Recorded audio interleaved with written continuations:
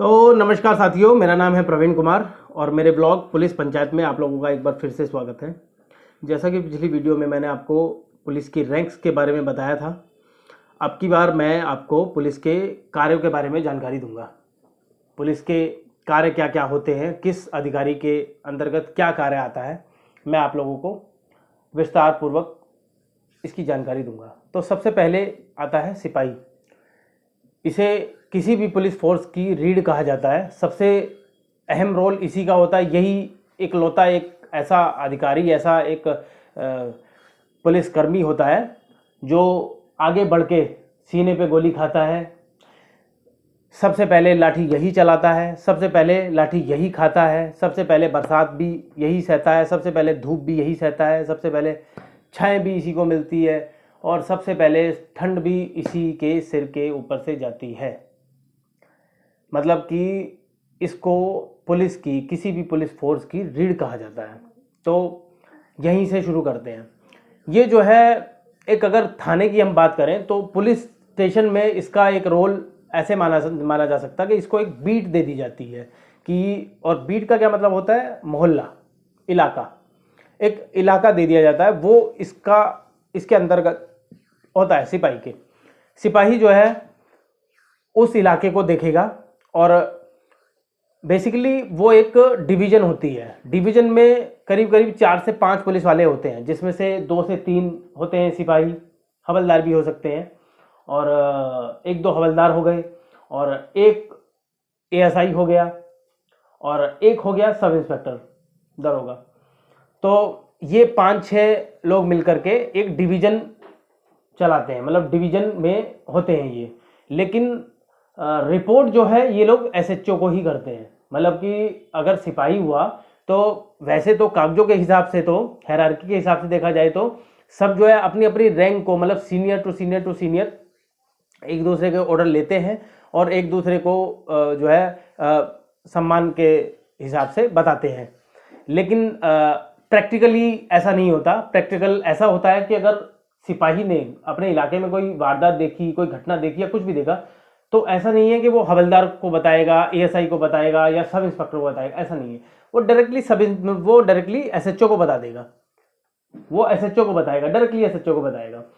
तो एसएचओ फिर आगे अपने एसीपी से बात करेगा, एसीपी जो है डीसीपी से बात करेगा, और ज़्यादातर जगहों पे ऐसा भी होता है कि एसएचओ डायरेक्टली खुद ही डीसीपी से बात कर लेता है, वो बीच का ख़त्म कर देता है, एसीपी ख़त्म कर देता है। और अगर एसीपी हुआ आईपीएस ऑफिसर या दानिश कैडर का डायरेक्ट भर्ती, तो फिर वो उसको नेगलेक्ट नहीं कर सकता एसएचओ, उसको बीच में से काट नहीं सकता।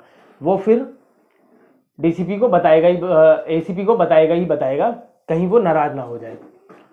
अच्छा, कांस्टेबल का काम ये होता है। हवलदार का भी काम मैंने आपको बता दिया कि ये सब एक तरह से बीट अफसर होते हैं।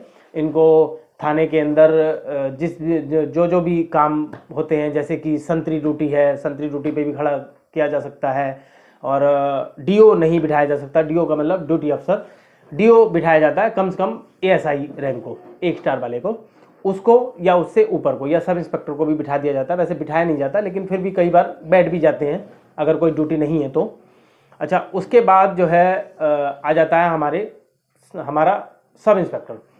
जो सब इंस्पेक्टर है वो एक किसी भी थाने की, ऐसे मान लीजिए, एक जान है, एक शान है। सब इंस्पेक्टर के बिना एसएचओ अधूरा है। सब इंस्पेक्टर के बिना एसएचओ कुछ भी काम नहीं कर पाएगा, क्योंकि जितने भी मुकदमे होते हैं, जिस भी तरह के कोई भी केसेस आते हैं थाने में, वो सारी फाइलें जो है एक सब इंस्पेक्टर ही लिखता है। और सब इंस्पेक्टर भी जो है जाकर के कोर्ट में भी जो है जाता है, कोर्ट में जो है एविडेंस पे भी जाता है, बहुत सारे काम करता है। एक सब इंस्पेक्टर को बिल्कुल भी समय नहीं होता, मतलब इतना भी समय नहीं होता कि वो अपने बारे में सोच ले, अपनी सेहत के बारे में सोच ले, बिल्कुल नहीं समय होता। सिपाही को तो हालांकि समय होता है, सिपाही को समय मिल जाता है, लेकिन सब इंस्पेक्टर को नहीं होता, उसको काम ज़्यादा होता है। और अगर मैं बात दिल्ली की करूँ तो दिल्ली में एक एक थाने में कम से कम नहीं तो 100 फाइलें होती है, 80 फाइलें, 70 फाइलें, 90 फाइलें होती हैं। ये हर तरह के केसेस की बात कर रहा हूँ। फाइलें का मतलब कि रेप की हुई, चोरी की हुई, या स्नैचिंग की हुई, या रॉबरी की हुई, डकैती की हुई, इस तरह की बहुत सारी जो फाइलें हैं वो कम से कम नहीं तो 70, 80, 90, 100 ऐसे करके फाइलें होती हैं, जो कि सभी सब इंस्पेक्टरों में बांटी जाती है। एक थाने में करीब करीब 4, 5, 6, 4, 5, 3, 4, 5, 6 ऐसे सब इंस्पेक्टर होते हैं। तो उनको बराबर बराबर मात्रा में बांट दिया जाता है कि भैया 10, 20 तू ले ले, 30 तू ले ले, 50 तू ले ले, 15 तू ले ले, 20 तू ले ले। इस तरीके से कई तो थानेदार जो है फाइलों को पूरा भी नहीं कर पाते और ट्रांसफर भी हो जाते हैं, तब भी उनके पास 20-20 फाइलें, 30-30 फाइलें पड़ी की पड़ी रह जाती है। तो ये भी हालात है। और ये सब हालात जो है ये बाहर की पब्लिक को, सिविलियन को, एक आम आदमी को नहीं पता। वो इसलिए नहीं पता क्योंकि उनको कुछ मतलब नहीं है इस बात से। उनको मतलब है कि आज अगर उन्हें चोट पहुंची है किसी भी तरह, उनके यहाँ घर में चोरी हुई है, उनको किसी ने थप्पड़ मार दिया, उसको डकैती हो गई उसके साथ, स्नैचिंग हो गई उसके साथ, तो वो चाहता है कि आज और अभी के अभी इसका निपटारा कर दो आप। मुझे नहीं मतलब आप जो है कितनी फाइलें लिए हुए हो, कितनी फाइलें नहीं लिए हुए। अगर उसने देख लिया कि पुलिस वाला मौजूद है, भाई तमाम तरह के पुलिस वाले हैं ही हैं थाने के अंदर, कम से कम 50, 60, 70, 80 पुलिस वाले तो होते ही हैं। वो क्षेत्रफल के हिसाब से डिसाइड किया जाता है कितने पुलिस वाले होंगे थाने में। तो वो ये कहता है कि पुलिस वाले हैं, तो पुलिस वाले हैं, ये काम नहीं करना चाह रहे हैं, ये कामचोरी कर रहे हैं, अब इनको माल चाहिए, इनको पैसा चाहिए, पैसा दोगे तो कर लेंगे। ऐसा है, ये कोई गलत बात नहीं है, ये है, मतलब मैं ये झूठी बात नहीं है, ये सच है कि पैसा लेकर के भी करते हैं। लेकिन असल बात, सच बात ये भी है कि उनके पास सही मायने में तो टाइम ही नहीं होता है। और टाइम ना होने का रीजन क्या है? टाइम ना होने का कारण ये है कि थाने में स्टाफ की बेहताशा कमी है, बेतहाशा कमी है।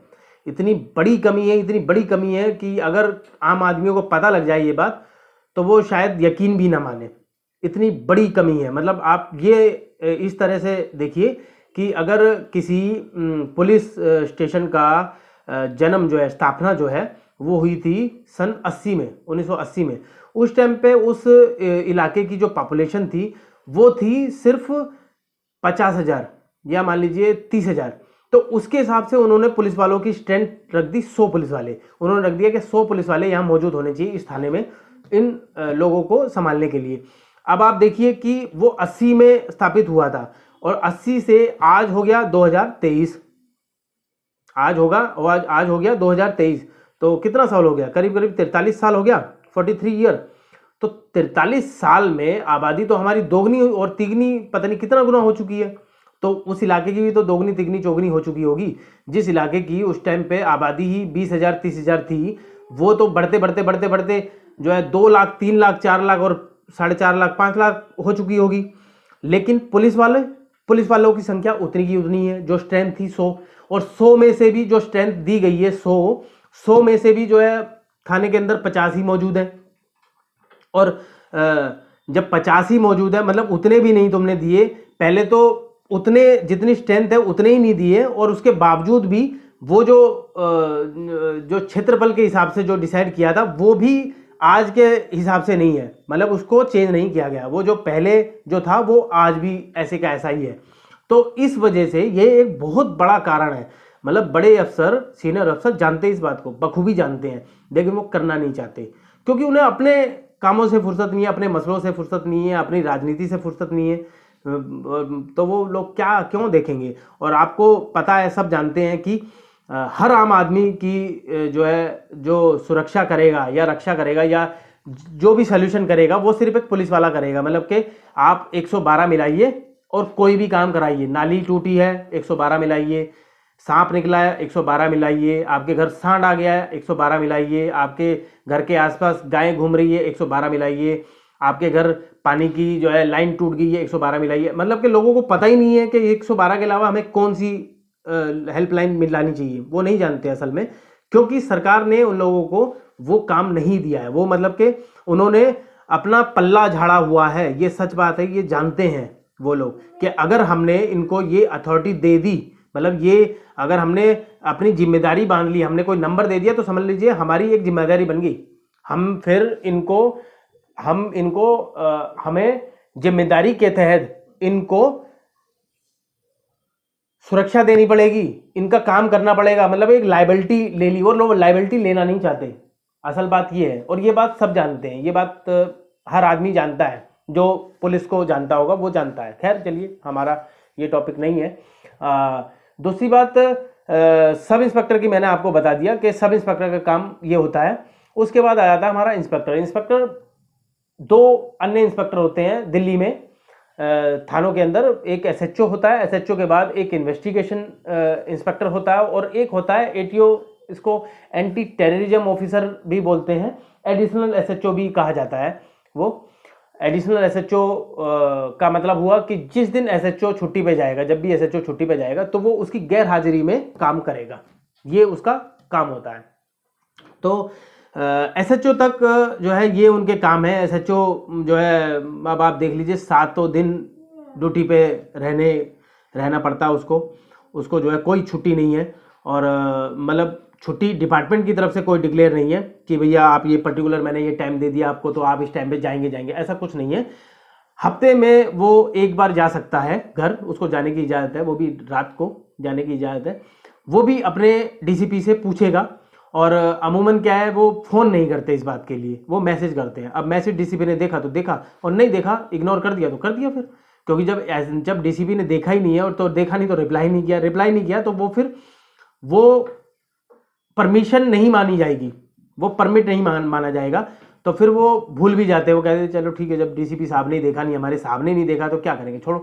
तो छुट्टी नहीं जा पाते, ऐसी समस्या होती है। तो वो स्ट्रेस जो है, वो स्ट्रेस का मूल कारण ही यही है। पुलिस वालों के स्ट्रेस का जो मूल कारण है वो यही है कि 24-24 घंटे उनसे काम कराया जाता है। मतलब कि क्या कोई इंसान करेगा, क्या कोई मजदूर क्या काम करेगा, उससे भी भयानक इनसे ड्यूटी ली जाती है।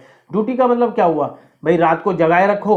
भाई ऐसा थोड़ी नहीं है कि कोई ईंट पत्थर उनसे जो है हम ऊपर नीचे डलवा रहे हैं, या जो है मिट्टी खुदवा रहे हैं, ऐसा कुछ नहीं है, गड्ढा खुदवा रहे हैं, ऐसा कुछ नहीं है। लेकिन उसको दिन भर घुमाए रखा, ये काम बता दिया वहाँ चला जा, ये काम बता दिया कोर्ट चला जा, वहाँ से फाइल लिया, वहाँ से डीसीपी ऑफिस चला जा, वहाँ धरने पे चला जा, और वहाँ सुरक्षा दे दे, चारों तरफ के काम बता दिए। उसके बाद बता दिया उसको शाम को मुंशी ने कि भैया तेरी नाइट भी है आज की, अच्छा नाइट भी है, तो नाइट भी वो उसी दिन से करेगा। तो जब आदमी सोएगा नहीं तो वो क्या करेगा, वो परेशान हो जाएगा, और परेशानी वो सीनियर अफसर पे निकाल नहीं सकता। वो किस पे निकालेगा, वो निकालेगा आम पब्लिक पे। और ये कौन निकलवा रहा है, ये इनडायरेक्टली तौर पे हमारे नेतागण निकलवा रहे हैं। हमारे नेताओं का ही रोल है, क्योंकि नेता ही बना सकते हैं इस पॉलिसी को, नेता ही बिगाड़ सकते हैं। हमारे हाथ में है नहीं, किसी आईपीएस ऑफिसर के हाथ में है नहीं, क्योंकि वो इनिशिएटिव नहीं लेता, इतना वो नहीं सोचता, उसको पता है सारा, लेकिन वो कहता है ठीक है हम भी तो कर रहे हैं तुम्हारे साथ, 24 घंटे ड्यूटी होती है। एक पुलिस वाला, मुझे ध्यान है एक बार भीमसेन बस्सी हुआ करते थे 2012 में भीमसेन बस्सी पुलिस आयुक्त हुआ करते थे। तो हमने उनसे एक सवाल किया था वार्षिक प्रेस कॉन्फ्रेंस में, वार्षिक प्रेस वार्ता में एक सवाल किया था कि जो पुलिस वालों की जो ड्यूटी है, 24 घंटे ये लोग काम करते हैं, 7 दिन काम करते हैं, क्यों ना इनको एक रेस्ट दिया जाए। तो उन्होंने कहा नहीं कोई रेस्ट वेस्ट नहीं, और कौन कहता है पुलिस वालों की ड्यूटी होती है, जो पुलिस वालों की छुट्टी होती, कोई छुट्टी नहीं होती। और पुलिस वाला किस बात की छुट्टी, पुलिस वाला तो 24 घंटे तत्पर रहता है, पुलिस वाला 24 घंटे तत्पर रहता है। और उन्होंने ये बात कह करके हमें, और साथ में जो है शांति सेवा न्याय का एक स्लोगन और चिपका दिया। उन्होंने कहा कि भैया मैं जब जो है गोवा में था तो वहाँ मैंने शांति सेवा न्याय देखा था, तो उससे क्या है कि पुलिस वाला जो है शांति कराता है और सेवा करता है और न्याय करता है। तो इसलिए जो है शांति सेवा न्याय करो, और पुलिस वाले 24 घंटे काम करेंगे, 7 दिन काम करेंगे। इस बात को मतलब कि हमारी बात को ही यहाँ से सुना वहाँ से निकाल करके ख़त्म कर दिया। खैर, तो वो लोग नहीं चाहते कि कोई भी छेड़छाड़ हो, क्योंकि पुलिस ही एक ऐसी संस्था है जो सब कुछ सहेगी। कोई इनके पास संगठन नहीं है जहाँ ये भूख हड़ताल में बैठेंगे, जहाँ ये अपने घंटों के बारे में बात करेंगे कि ड्यूटी हावर्स दो, या सैलरी बढ़ाओ, या हमें जो है अलाउंस दो, ऐसा कुछ कोई बात नहीं करेंगे। वो चुपचाप जो है काम करते रहेंगे, क्योंकि उनको सुरक्षा हमारी करनी है, असल में आम लोगों की सुरक्षा करनी है। तो जब सुरक्षा करने वाला अगर सड़क पे उतर जाएगा तो फिर देश कैसे चलेगा। तो ये सोच करके पुलिस वाले चुपचाप लगे रहते हैं, चुपचाप लगे रहते हैं। हालांकि मैंने अपने अनुभव में देखा है कि सुधार की बहुत ज़्यादा ज़रूरत है, जो कि नहीं हो पा रहा है। एसएचओ तक मैंने आपको एक ये काम बता दिए। अब उसके बाद हमारा एसीपी आ जाता है। एसीपी का काम जो है ज़्यादातर मैं बताऊं, फाइलों पे साइन करना होता है, फाइल निकलवाना होता है। जो उनके जूनियर ऑफिसर्स होते हैं, एसएचओ होते हैं और या सब इंस्पेक्टर भी होते हैं, वो जो है कई फाइलें होती हैं उस पर साइन कराने के लिए जाते हैं। तो एसीपी का काम मतलब यही है, क्योंकि पुलिस में मैं मानता हूं कि या तो एसएचओ है या फिर डीसीपी है, ये दो ही अहम होते हैं। उसके जो आगे पीछे के जो हैं वो बस हैं, बस ठीक है, लेकिन कोई ज़रूरत ना भी हो, मतलब कि मुझे नहीं लगा अभी तक कि उनका कोई काम ज़्यादातर है, क्योंकि डिसीजन लेना है डीसीपी को और इम्प्लीमेंट करना है एसएचओ को। एसएचओ जो है बिना अपने अफसर की बात माने वो हिलेगा नहीं अपनी कुर्सी से। मतलब एक एफआईआर भी वो अपने डीसीपी से बिना परमिशन के वो नहीं दर्ज कर सकता। उसको अपना इतना मतलब कि अधिकार भी नहीं है। वो मतलब अधिकार है, लेकिन वो मतलब कि वो अपना अनुशासन समझ लो या डर समझ लो या जो समझ लो कि भाई अपने सीनियर अफसर को तो बताना ही पड़ेगा। तो वो एक कोई भी अगर मुकदमा भी आता है तो वो लिखने से पहले वो जो है अपने डीसीपी से पूछेगा। अब डीसीपी जो है चाहे तो वो जॉइंट सीपी से पूछ सकता है। अधिकतर मैंने देखा है कि नहीं पूछते, खुद डिसीजन ले लेते हैं। वो कह देते हैं कि यार एक बार देख लो, जांच कर लो, क्या ये सही में जो है पीड़ित के साथ हुआ है या नहीं हुआ है, एक बार जांच करो। अगर है ऐसा तो दो मुकदमा, और अगर ये आदमी क्रिमिनल है तो इसको जेल भेजो, ये नहीं बचना चाहिए।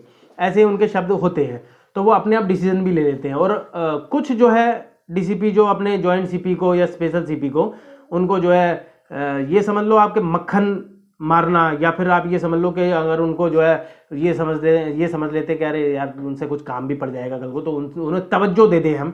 तो तवज्जो देने के मकसद से वो कभी कभी फ़ोन कर भी ले करके पूछ भी लेते हैं, जनाब वो ऐसे ऐसे कॉल आई थी तो हम क्या करें। वैसे उसका कोई ज़रूरत नहीं है, उसकी जॉइंट सीपी भी यही कहेगा हाँ देख लो, आप देखो, क्योंकि मौके पे कौन है, मौके पे है सिपाही। सिपाही ने बताया एसएचओ को, एसएचओ तो जा सकता है, एसएचओ गया भी होगा मौके पे, उसने देख भी लिया होगा, तो एसएचओ को ही डिसीजन लेना चाहिए वैसे तो। चलो एसएचओ ने नहीं लिया, डीसीपी को बता दे, तो डीसीपी कह देता है कि ठीक है जैसा आपको ठीक लगे और ऐसे ऐसे से है तो ठीक है आप मुकदमा दे दो। लेकिन जॉइंट सीपी वहां देखने नहीं आएगा, स्पेशल सीपी देखने नहीं आएगा। वो तभी आएंगे जब जो है कोई बहुत बड़ी घटना घट जाए, जैसे ट्रिपल मर्डर हो गया, डबल मर्डर हो गया, ट्रिपल मर्डर हो गया किसी पॉश इलाके में, या कोई बहुत बड़ी इससे भी बड़ी कोई घटना हो गई, कोई बड़ा रेप केस हो गया, कोई बहुत बड़ी डकैती होगी, मतलब करोड़ों वाली डकैती होगी, तब तो जॉइंट सीपी अपनी कुर्सी से हिलेगा या स्पेशल सीपी जो है पुलिस मुख्यालय से हिलेगा, वरना वो नहीं हिलते, क्योंकि उनको जरूरत भी नहीं है। वो अपने कमरे के अंदर की उनकी ड्यूटी है भाई, उनको जो है एडमिनिस्ट्रेशन संभालना है। तो एडमिनिस्ट्रेशन आईपीएस का काम ही यही होता है, आईएएस और आईपीएस का काम ही एडमिनिस्ट्रेशन संभालना होता है। तो इसलिए उसको जरूरत नहीं है, तो इसलिए उसको बताने की भी जरूरत नहीं, लेकिन वो बताते हैं। चलो वो बताते हैं तो क्या कर सकते हैं।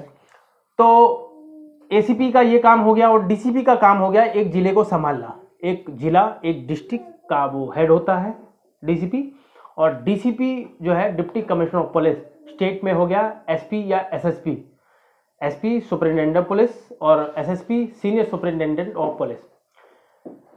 इनका काम ये होता है कि ये पूरे अपने जिले पे के अपराध पे लगाम कसेंगे।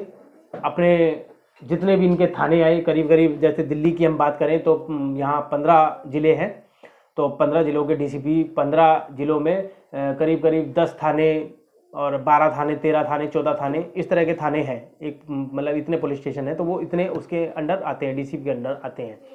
तो सबकी जो है रूटीन से डीसीपी जो है मीटिंग लेता है, रूटीन से जो है उन्हें बुलाता है, रूटीन से जो है बात करता है, कोई परेशानी तो नहीं है या कोई फाइल तो नहीं जो है रह गई है जो निकलनी है या किसी पे डिस्कस करना है। और अमूमन जो है वो लोग शुक्रवार शनिवार को डीसीपी जो है मीटिंग भी लेते हैं, क्राइम रिव्यू मीटिंग, एक डिस्ट्रिक्ट लेवल की मीटिंग, ये मीटिंग होती है जो जिसमें जो है वो 4-5 घंटा, मतलब कि समझ लो 4-5 घंटा एसएचओ का गया। और उस टाइम अगर मान लो कोई पीछे से कोई शिकायत करता आ गया तो वो भी गया, मतलब एसएचओ नहीं मिलेगा, मतलब नहीं मिलेगा तो नहीं मिलेगा, फ़ोन भी नहीं उठा सकता क्योंकि डीसीपी साहब सामने बैठे हैं। हालांकि मैंने कई बार सोचा, ये डीसीपी को कहा भी कईयों को, मैंने कहा यार इसको आप बदल करके, आप इस सिस्टम को बदल के आप खुद ही जा सकते हैं वहाँ, या फिर वीसी के थ्रू भी आप ले सकते हैं। ये आजकल टेक्नोलॉजी का ज़माना है, सब कर सकते हैं। लेकिन उन्होंने कहा यार ऐसा है कि कुछ काम जो है ना फेस टू फेस मिल करके ही और बुला करके ही होते हैं। हालांकि चलो अपना अपना वो मानना है उनका, वो जिस कंफर्ट जोन में वो चाहते होंगे, जैसे वो चाहते होंगे। लेकिन असल में हमारा मकसद तो टाइम बचाना होना चाहिए, पेट्रोल बचाना होना चाहिए। एक एसएचओ जो है उठ करके, अब मान लीजिए कोई बदरपुर तो पास हो गया, मान लीजिए कोई जो है कोई मान लीजिए कोई सोनिया विहार का एसएचओ है, थाना है वहाँ, और सोनिया विहार का एसएचओ नॉर्थ ईस्ट डिस्ट्रिक्ट में लगता है। तो नॉर्थ ईस्ट पड़ता है, डिस्ट्रिक्ट पड़ता है, डीसीपी ऑफिस पड़ता है सीलमपुर में। अब कोई मीटिंग रखी है डीसीपी ने शाम के 5 बजे की, तो वो जो है सोनिया विहार से चल करके और डीसीपी नॉर्थ ईस्ट के पास आएगा। अब उसको आने में लगेगा कम से कम 1 से सवा घंटा, रास्ते में जाम मिल गया तो 1.5 घंटा। अब वो भी कोई बहुत बड़ा वीवीआईपी नहीं है, सड़क पे चल रहा है, क्योंकि उसके जैसे पता नहीं कितने तमाम वीवीआईपी हो सकते हैं, क्या पता कोई नेता मंत्री गुजर रहा हो वहाँ से। तो ऐसा नहीं है कि उसके लिए कोई रूट वगैरह लगेगा, उसके लिए रूट नहीं लगता, एसएचओ के लिए कोई रूट नहीं लगता। तो उसको इतना लंबा समय लग जाता है आने जाने में ही, आना 1-1.5 घंटा और जाना 1-1.5 घंटा, मतलब 3 घंटा गया। उसके बाद फिर वो वहाँ बैठ करके जो है डिस्कस करेगा, केस के बारे में बात करेगा, तो बड़ा वो लगता है मेरे को, टाइम वेस्ट है। खैर उनको अभी तक नहीं लगता है। तो यहाँ तक हमने बता दिया आपको कि डीसीपीज का काम क्या होता है, ये सब काम होता है। और जॉइंट सीपी का काम भी एडमिनिस्ट्रेशन संभालना होता है, वो पुलिस हेडक्वार्टर में अमूमन बैठते हैं। और स्पेशल सीपी का काम भी एडमिनिस्ट्रेशन संभालना होता है, वो जो है जॉइंट सीपी के ऊपर होते हैं। और उसके बाद हमारा जो है कमिश्नर ऑफ पुलिस, मैंने बता ही दिया, कमिश्नर ऑफ पुलिस आते हैं, वो सर्वे सर्वा हैं, वो पूरी पुलिस के हेड है। खैर तो हम लोग अब इस वीडियो को यहीं समाप्त करते हैं, और अगली वीडियो में हम लोग जल्द मिलेंगे। मैं जल्द नया टॉपिक एक लेकर के आऊँगा, कल हम लोग उसमें उसके बारे में बात करेंगे। धन्यवाद।